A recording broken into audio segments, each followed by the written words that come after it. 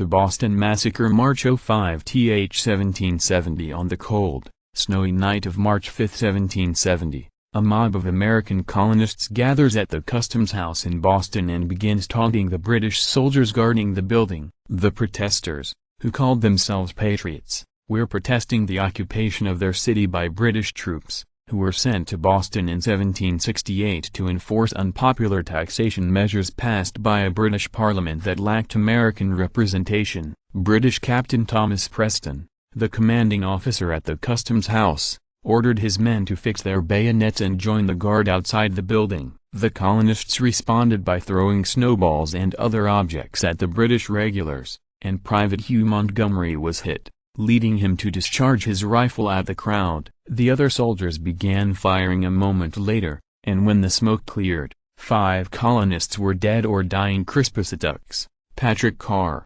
Samuel Gray, Samuel Maverick, and James Caldwell, and 3 more were injured. Although it is unclear whether Crispus Attucks, an African American, was the first to fall as is commonly believed, the deaths of the 5 men are regarded by some historians as the first fatalities in the American Revolutionary War. The British soldiers were put on trial, and patriots John Adams and Josiah Quincy agreed to defend the soldiers in a show of support of the colonial justice system. When the trial ended in December 1770, 2 British soldiers were found guilty of manslaughter and had their thumbs branded with an OM for murder as punishment. The Sons of Liberty, a patriot group formed in 1765 to oppose the Stamp Act, advertised the Boston Massacre as a battle for American liberty and just cause for the removal of British troops from Boston. Patriot Paul Revere made a provocative engraving of the incident, depicting the British soldiers lining up like an organized army to suppress an idealized representation of the colonist uprising. Copies of the engraving were distributed throughout the colonies and helped reinforce negative American sentiments about British rule. In April 1775,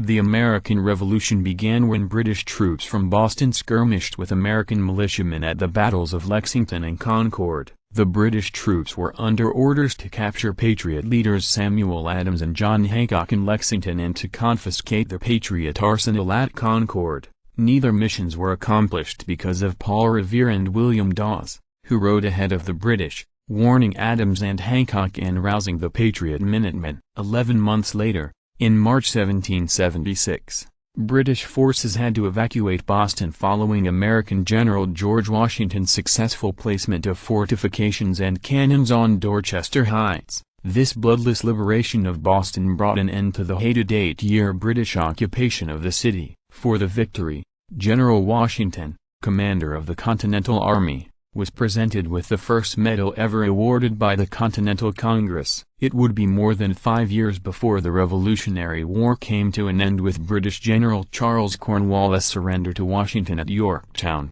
Virginia.